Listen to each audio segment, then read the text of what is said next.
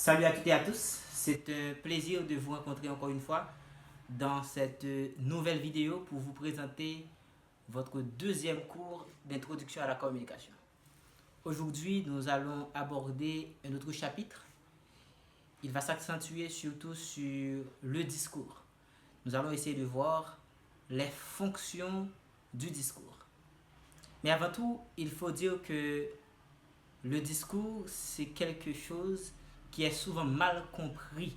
Voilà pourquoi, dans un premier temps, nous allons essayer d'aborder le concept discours et dans un deuxième temps, nous allons essayer de faire état des 6 fonctions du discours élaborées par Roman Jacobson. Qu'est-ce que c'est que le discours? Le discours, avant tout, c'est toute intervention orale ou écrite de longueur variée émise par un émetteur et qui répond à une intention. Je dis que le discours, c'est une intervention qui peut être orale ou écrite. Mais il est dit, en principe, quand nous parlons, nous faisons des énoncés. Tout énoncé, c'est un discours. Et quand nous écrivons, nous formulons des phrases. Et toute phrase est un discours. Maintenant,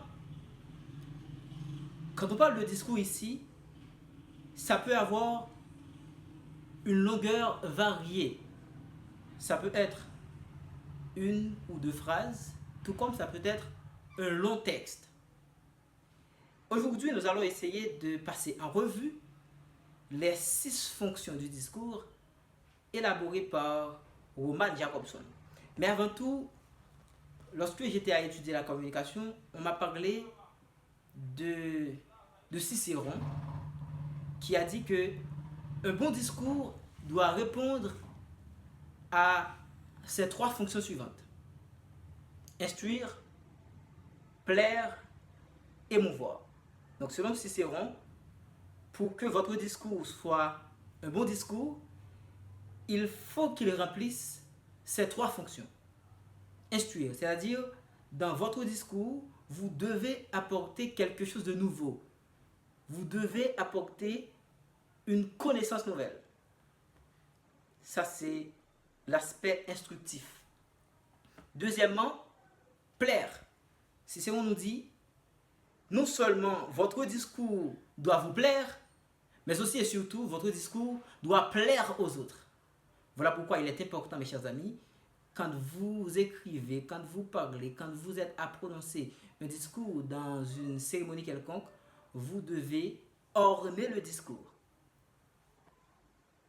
de manière à ce que ce discours puisse plaire aux gens.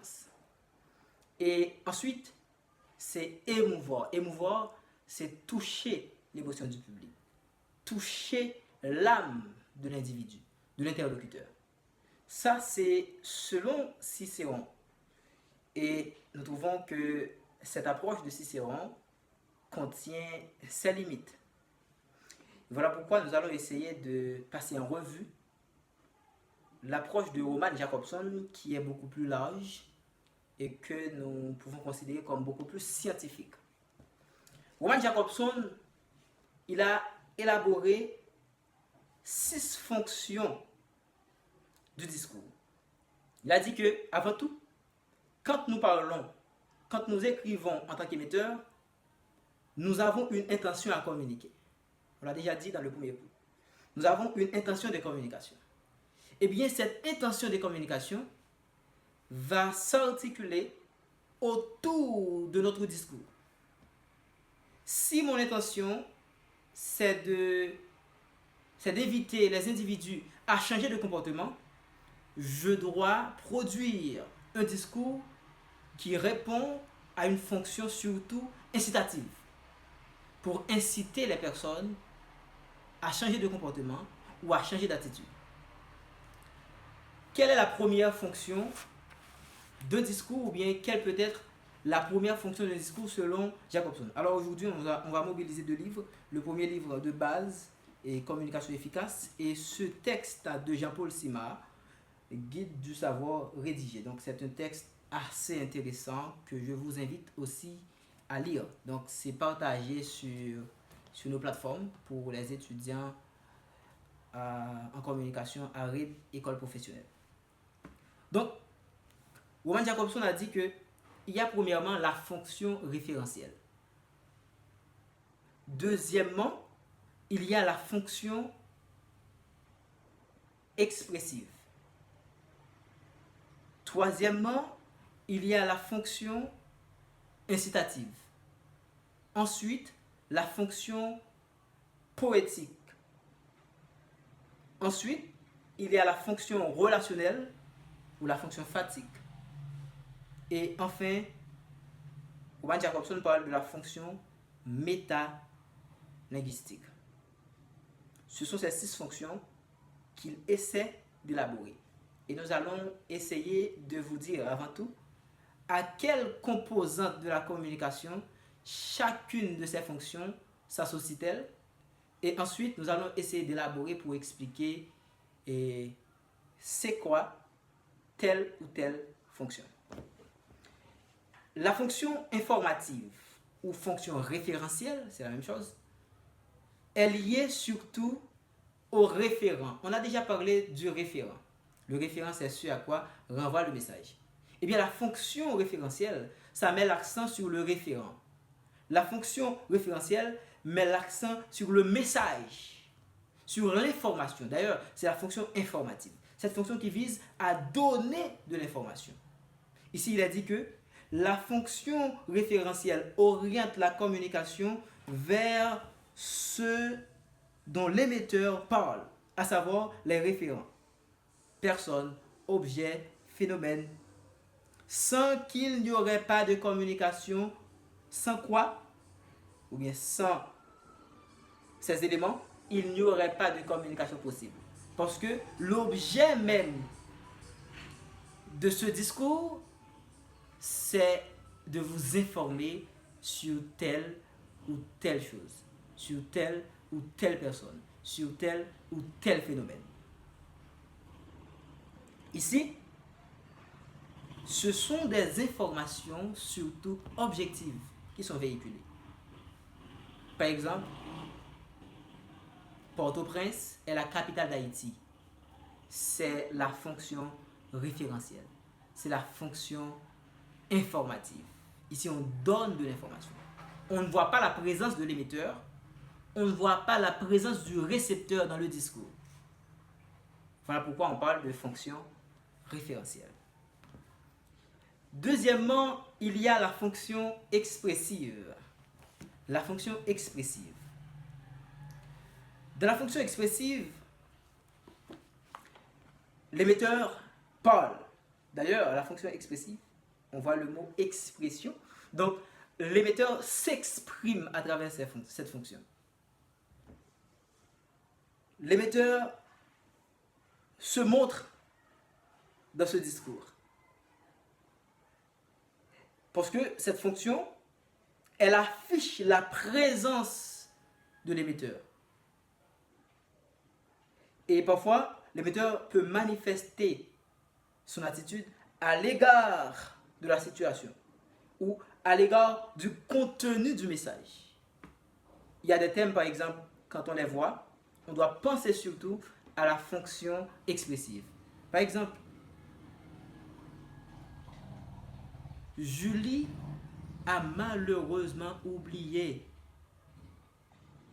Ici, quand on dit malheureusement, c'est quand même un jugement qui est fait. Eh bien, on voit la présence de l'émetteur. Par exemple, je me sens bien, je suis heureux. Ici, c'est la fonction expressive.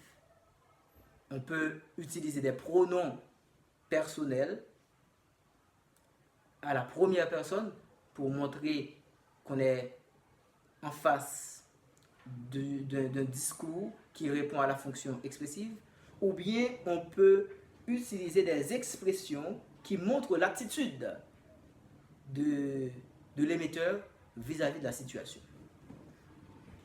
Troisièmement, il y a la fonction incitative. La fonction incitative, c'est une des fonctions que j'aime beaucoup.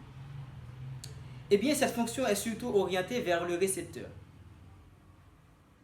C'est cette fonction, dans cette fonction, l'idéal c'est de produire une impression sur le récepteur. C'est de modifier son comportement, de l'amener à changer d'attitude, de conviction, de croyance. Ici, c'est la fonction incitative. L'intention, c'est d'inciter le récepteur à agir. Et on peut mobiliser plusieurs formes à ce niveau.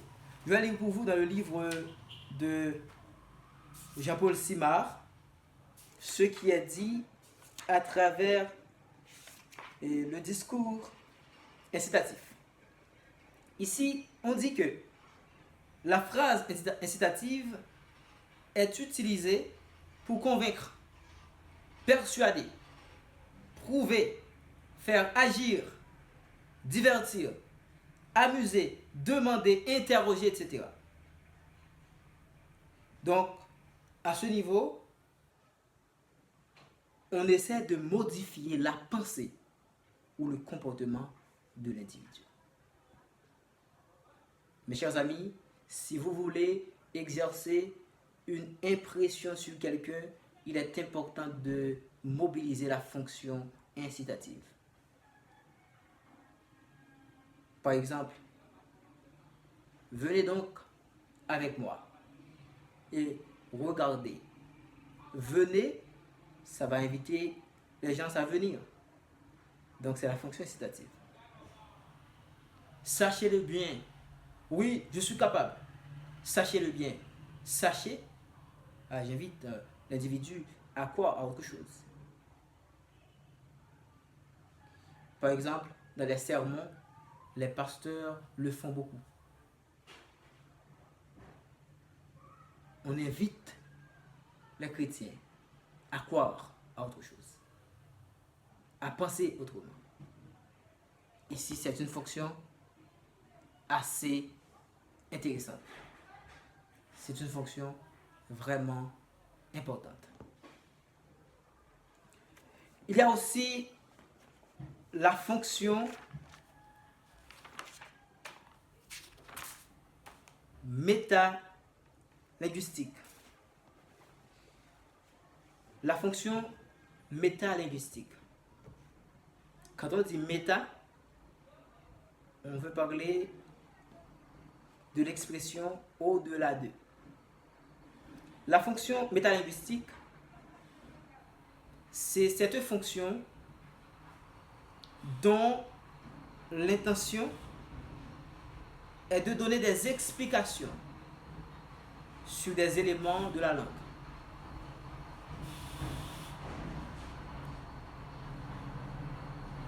Par exemple, quand on veut clarifier le sens d'un mot, quand on veut expliquer une phrase dans sa dimension grammaticale surtout, ou dans sa dimension linguistique, on utilise la fonction métalinguistique. Parce qu'on va aller au-delà de ce qui est dit à la base pour expliquer, pour faire comprendre. Par exemple, plusieurs élèves ont réussi à ce concours. Oui, plusieurs élèves ont réussi à ce concours, mais quand je dis plusieurs, ça veut dire ce ne sont pas tous les élèves. C'est un déterminant indéfini. Ici, c'est la fonction métalinguistique.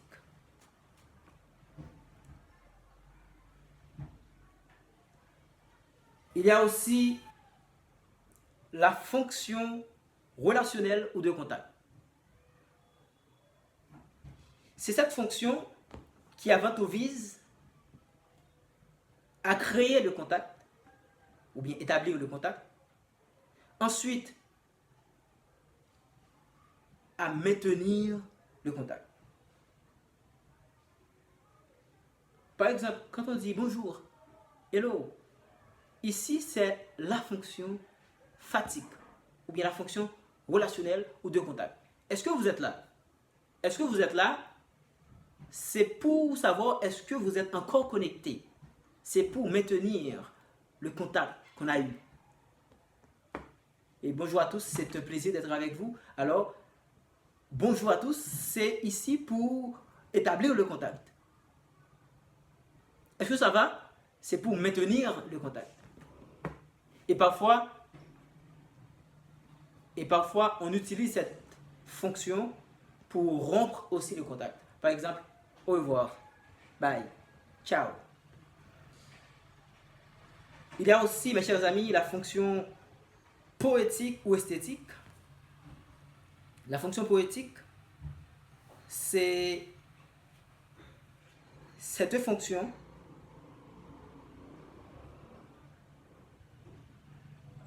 qui vise à apporter une attention spéciale à la forme du message.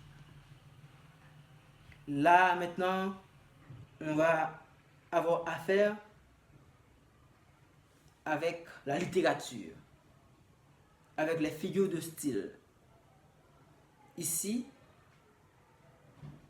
ce qui est important, c'est l'usage qu'on fait des mots. On fait des jeux de mots. Par exemple, quand on dit à quelqu'un, à une femme par exemple, tu es une fleur. Est-ce qu'en réalité c'est une fleur? Non. La femme ne peut pas être qu'une fleur, en sens normal. Mais quand on dit que tu es une fleur, ça c'est la fonction poétique. On essaie de faire une comparaison sans outil comparatif. Ça, c'est ce qu'on appelle métaphore. Tu es semblable à un ange. Encore, c'est la fonction poétique. Alors, mes chers amis, on était là pour vous expliquer qu'il y a plusieurs fonctions qu'un discours peut remplir. Il y a premièrement la fonction informative ou référentielle. Deuxièmement, la fonction expressive. Troisièmement, la fonction incitative. Ensuite, il y a la fonction poétique, on a parlé en dernier de cette fonction, et aussi la fonction relationnelle de contact, et enfin la fonction métalinguistique qui met l'accent sur le code. Mes chers amis, c'était un plaisir d'avoir été avec vous dans le cadre de ce deuxième cours d'introduction à la communication, et je vous invite à partager ce cours, à vous abonner davantage pour ceux qui ne l'ont pas encore fait et à aimer la vidéo. Ensuite, à me laisser un commentaire. Bye.